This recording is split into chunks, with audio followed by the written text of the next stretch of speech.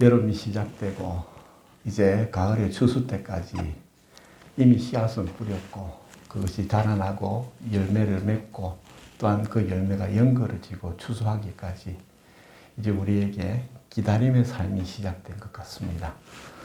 오늘 그래서 인내하는 삶이란 그 주제 속의 첫 번째 시간으로 기다림이란 제목으로 주의 말씀을 전하고자 합니다. 여러분이 익히 알고 계시다시피 누가복음과 사도행전의 저자는 누가입니다.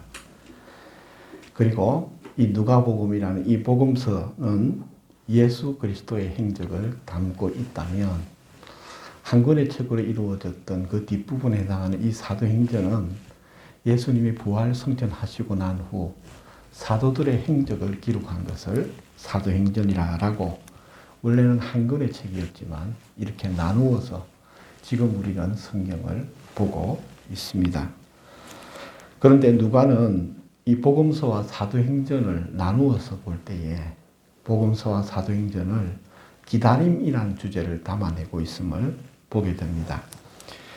누가복음 2장에서 예루살렘의 시몬이란 사람이 이스라엘의 위로를 기다리고 있었고 또한 아셀 지파 비누엘의 딸 안나라는 여선지자가 예루살렘의 속량을 기다리고 있었다라고 2장에서 묘사하고 있습니다.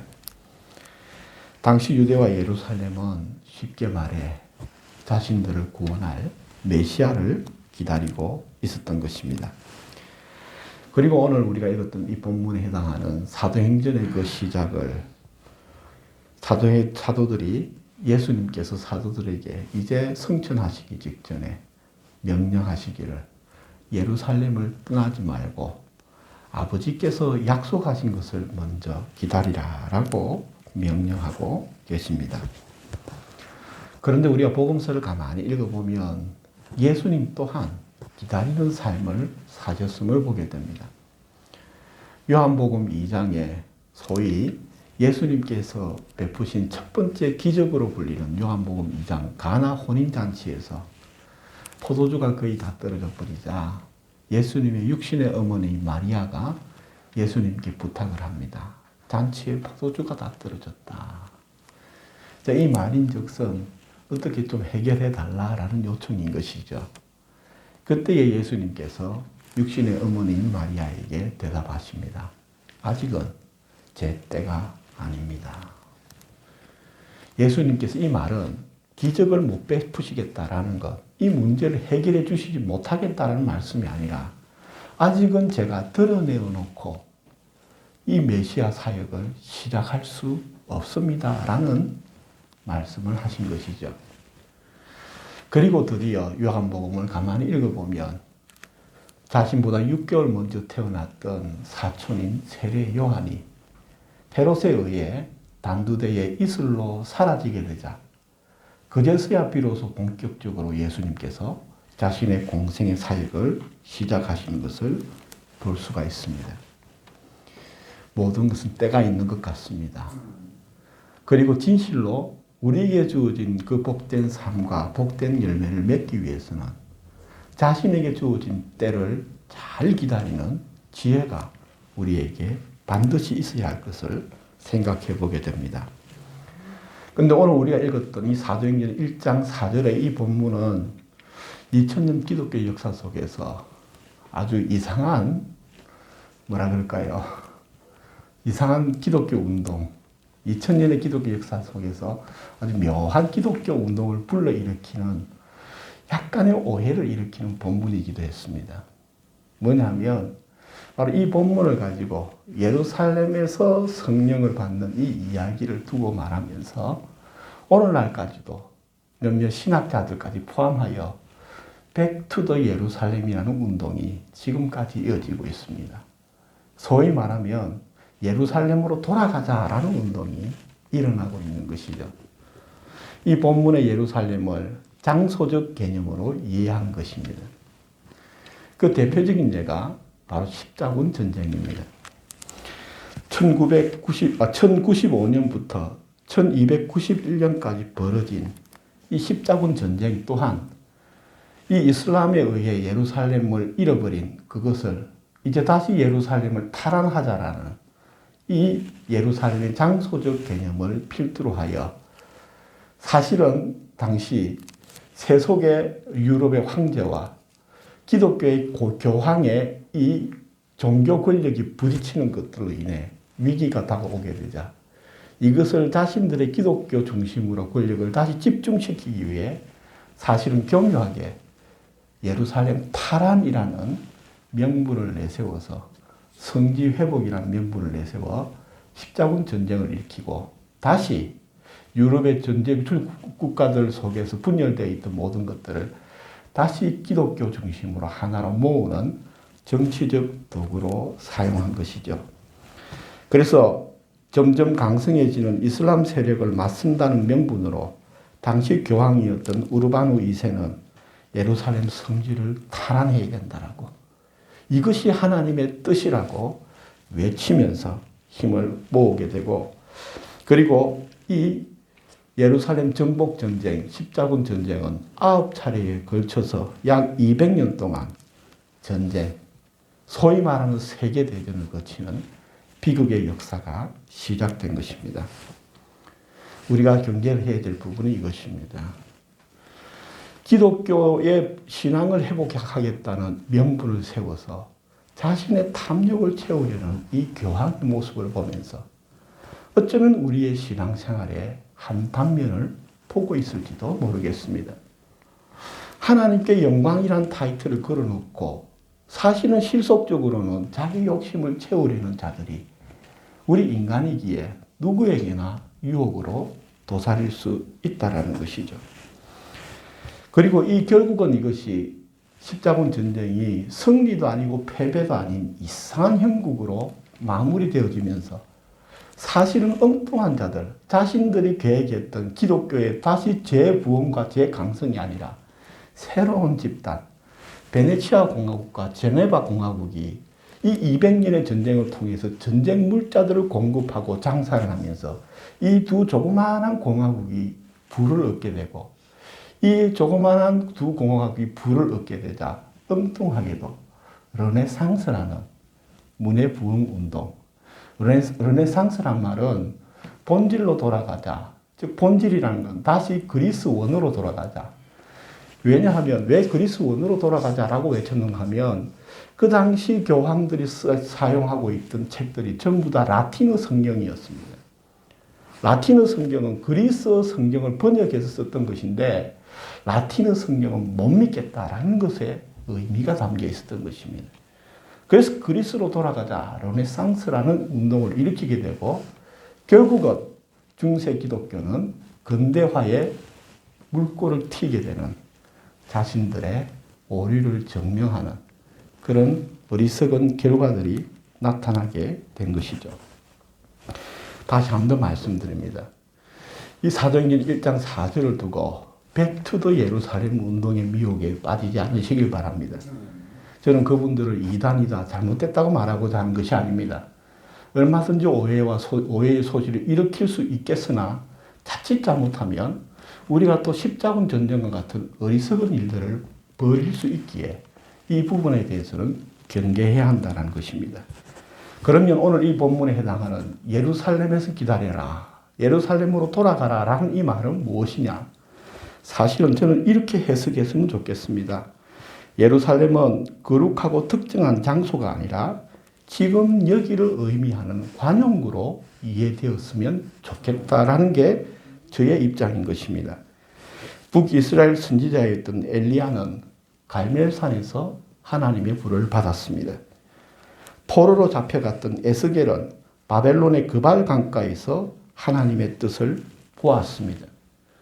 물론 누가복음에 시므온과 안나가 예루살렘 성전에서 예수님을 만났던 것을 우리가 기억할진데 또한 이 사도행전의 사도들이 예루살렘에서 주님이 약속하셨던 성령을 받았던 것이 사실일진데 그럼에도 불구하고 우리가 이 예루살렘을 특정 장소적 개념으로 보지 말아야 할 이유는 바로 그 시므온과 안나와 사도들이 그 예루살렘은 그들이 살고 있던 바로 지금 거기였기 때문이었습니다. 그러므로 우리가 다시 한 번 더 우리가 주님을 사모하고 주님을 기다리고 주님의 성령을 받아야 할 곳은 특정 지역인 그 예루살렘이 아니라 지금 내가 살고 있는 지금 여기가 예루살렘임을 기억해야 할 것입니다. 기다림은 단순한 시간의 흐름을 의미하지 않습니다. 기다림이란 때를 맞추는 것이 기다림입니다. 사도들과 제자들에게 성령이 임하는 때, 그 때가 되어야만이 그들이 또한 예루살렘을 떠날 수 있는 때가 되었음을 말해주는 것입니다. 기다림이란 가만히 있음이 아니라 항아리 아기까지 물을 채우는 것이 기다림의 시간인 것입니다. 열 처녀가 신랑이 오기까지 기름을 준비하고 그리고 신랑이 새벽에 왔을 때 날이 밝아질 때까지 그 불을 밝힐 수 있는 그 기름을 준비하는 시간들이 모두가 다 기다림의 시간이었던 것이죠. 정작 성령이 임하였을 때에, 정작 신랑이 도착했을 때에 항아리에 물을 알고를 채우지 않고 기름을 준비되지 않았다면 신랑이 온들, 성령이 온들 나와 무관한 일이 될 수밖에 없기에 기다림은 마냥 시간을 보내고 있는 것이 기다림이 아니라는 것입니다. 그래서 사도 바울은 그리스도인들에게 로마서 12장 2절에서 이렇게 말씀합니다. 이 시대의 풍조를 쫓아가지 말아라. 이 시대의 풍조를 본받지 말아라 라고 말합니다. 그리고 하나님의 선하시고 기뻐하시고 온전하신 뜻이 무엇인지를 분별하라 라는 것입니다. 이것을 쉽게 말씀드리면 이 시대의 풍조를 본받아 살아가지 말고 예수 그리스도를 본받는 삶을 살아가라. 이것이 곧 주님 오심을 기다리는 삶이다 라고 연결 지을 수 있는 것입니다. 얼마 전에 책을 읽었는데 볼테르라는 철학자가 있는데 그분이 쓴 책이 여러 권인데 그 중에 하나가 불온한 철학 사전이라는 책이 있습니다. 그 불온한 철학 사전이라는 책을 읽으면서 이런 문구가 있었습니다. 뭐냐면 우리 중세 시대의 미술의 거장 미켈란젤로가 그 뒤를 잇는 젊은 라파엘로에게 썼던 한 편지 문구가 거기에 잠깐 실려 있습니다. 그 문구가 무엇이냐 하면 이 문구가 내용입니다. 시기심 덕분에 당신은 나보다 더욱 열심히 기량을 연마할 수 있었어. 당신은 나를 결코 헐뜯은 적이 없고 엄해하지도 않았어. 당신은 정직한 시기심을 가졌어. 그래서 우리는 좋은 친구가 될 수 있을 것이요. 이미 모든 것을 가지고 누리고 명성을 잇고 이미 절정에 달한 미켈란젤로가 이 젊은 라파엘로에게 쓴 쪽지입니다. 이 쪽지의 배경인적선 이렇습니다. 1508년에 교황 율리우스 2세가 이 미켈란젤로에게 그 시스티나 성당 천정에 천지창조라는 그림을 부탁했습니다. 그리고 미켈란젤로는 정성과 수념과 자기의 모든 것을 기울여서 그 시스티나 천장의 천지창조를 그렸습니다. 그리고 교황이 바뀌었습니다. 1533년에 교황 클레멘스 7세도 그 시스타나 성당의 한 벽면에, 그 엄청난 큰 벽면에 최후의 만찬의 그림을 그려달라는 부탁을 받았습니다. 온갖 자신이 가진 모든 것에 심혈을 기울여 그 최후의 만찬을 그렸습니다. 그래서 미켈란젤로는 수많은 사람들로부터 칭송을 받기도 했지만 또 한편으로는 수많은 화가들로부터 시기와 질투를 사기도 했습니다. 그래서 그를 시기하고 질투하는 화가들은 어떻게든 미켈란젤로의 흠과 트집을 잡기 위해 온갖 구설수와 이야기들과 트집을 잡고 이야기하고 있었던 것이죠. 그 중에 특징 하나는 뭐냐? 미켈란젤로가 그렸던 천지창조 중에서 장애인이 천국에 있는 모습으로 그렸던 그것이 아주 결정적인 말의 빌미가 되었습니다. 트집의 빌미가 되었습니다. 그 당시만 해도 장애인들은 신의 저주를 받은 자들로 여겨졌습니다. 그런데 미켈란젤로는 천국의 그 장애인을 그려두었던 것입니다. 그러자 그 시대의 문화적인 사상과 풍조였던 그들의 관점 속에서 미켈란젤로는 공격의 대상이 될 수밖에 없었지요. 자, 그런데 이 젊은 라파엘로는 그러한 모든 분위기와 환경들 속에서 출중한 실력을 가지고 있고 미켈란젤로의 다음을 이을 유망한 화가임을 어느 누구도 부인하지 않는 상 가운데 이 라파엘로는 한마디도 미켈란젤로를 트집 잡거나 험담하지 않았습니다. 그것을 알았던 미켈란젤로가 바로 이 라파엘로 젊은 친구에게 쓴 쪽지가 바로 이 쪽지였습니다. 시기심은 당신은 시기심 덕분에 나보다 더욱 열심히 기량을 연마할 수 있었어. 당신은 나를 결코 헐뜯은 적이 없고 엄해하지도 않았어. 당신은 정직한 시기심을 가졌어. 그래서 우리는 좋은 친구가 될 수 있을 것이요. 그리고 이 문구 끝에 볼테르는 자신의 개인적인 생각을 사족을 하나 달아 붙였습니다. 어떻게 붙였느냐? 시기심이 없을 경우 기예는 큰 발전을 이루지 못할 것이다. 이렇게 붙여놓았습니다. 여기서 이 시기심이란 말은 라틴어로 미메시스라는 단어입니다. 근데 이 미메시스라는 단어는 그 어원, 라틴어의 어원에 해당되는 그 그리스가 어원인데 이 미메시스의 어원이 되는 그리스 이미타티오라는 말이 있습니다. 이 이미타티오라는 말을 이제 미메시스로 이제 라틴어로 번역이 되어 있는데 이 문구를 딱 보는 순간 저에게 옛날에 봤던 책이 한 권이 탁 떠올랐습니다. 그게 뭐냐면 이미타티오 크리스티라는 책입니다.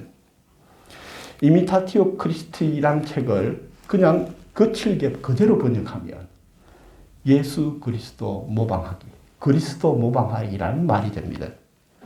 그런데 이미 우리나라에게 이 책이 번역되어 있습니다. 이 번역자가 예수 그리스도 모방하기라고 번역하지 않으시고 그리스도를 본받아라는 번역으로 아주 멋지게 번역하신 것입니다. 그러면서 다시 한 번 더 생각해 보게 됩니다. 기다린다는 것은 젊은 라파엘로가 당시 현재의 거장 미켈란젤로를 끊임없이 모방하고 실력을 키워나가는 것이 기다림이 아닌가라는 것입니다. 하나님의 약속하신 것을 기다린다는 것은 토마스 아켄피스의 책 제목처럼 지금 현재 삶의 자리에서 끊임없이 그리스도를 모방하는 것이 기다리는 것이다. 지금 삶의 현재의 자리에서 그리스도를 끊임없이 본받는 것이 바로 주님을 기다리는 것이 아닌가라는 생각을 해보게 됩니다. 제가 존경하는 시인 중에 한 명인 류시화라는 시인이 있습니다. 물론 그분은 저와 종교가 다릅니다. 그럼에도 저는 그분의 시를 굉장히 좋아하고 존경합니다. 그 류시화 시인의 여러 시 중에 하나인 그대가 있어도 그대가 그립다라는 시가 있습니다. 그대가 있어도 그대가 그립다. 시는 이렇습니다. 물 속에는 물만 있는 것이 아니다. 하늘에는 그 하늘만 있는 것이 아니다. 그리고 내 안에는 나만 있는 것이 아니다. 내 안에 있는 그대여, 내 안에서 나를 흔드는 그대여, 물처럼 하늘처럼 내 깊은 곳에 흘러서 은밀한 내 꿈과 만나는 그대여, 그대가 곁에 있어도 나는 그대가 그립다. 그대가 곁에 있어도 나는 그대가 그립다. 내 마음속의 그리움의 주인공이 누굴까요? 나는 누구를 그리워하고 누구를 기다리며 무엇을 고대하며 살아가고 있습니까? 여러분, 내 마음속에 나만 있으면 안 됩니다. 내 마음속에 누군가 있는 자가 실은 복된 자입니다. 자기 마음속에 자기만 있는 자는 괴물입니다. 괴물이 될 수밖에 없습니다. 그러나 내 마음속에 내가 아닌 그 누군가가 있는 그 누군가가 누구냐에 따라 우리의 삶의 방향과 우리의 죽음 너머의 세상이 달라질 수 있다는 것입니다. 사도들에게 부활의 기쁨도 잠시였습니다. 예수님 부활하신 후 겨우 40일 동안 머물고 다시 올라가셨습니다. 그래서 그들에게는 부활의 기쁨도 잠시 또다시 예수 그리스도와 헤어져야 했습니다. 그리고 지금까지 사도들을 필두로 하여 지금 우리에게 이르기까지 지금 우리는 예수 그리스도를 기다리고 고대하고 있습니다. 끊임없이 예수 그리스도를 본받고 아버지께서 약속하신 천국을 사모해 가기를 바랍니다. 세상의 찰나적인 쾌락이나 썩어 없어질 성공으로 영원한 하나님의 나라와 약속하신 성령을 바꾸지 않기를 간절히 바랍니다. 지금 여기에 삶의 자리에서 온 마음과 힘과 뜻을 다하여 주님을 사모하고 주님을 본받음으로써 아버지께서 약속하신 것을 인내로 기다려내는 복된 저와 여러분이 되기를 주님의 이름으로 축복합니다. 기도드리겠습니다.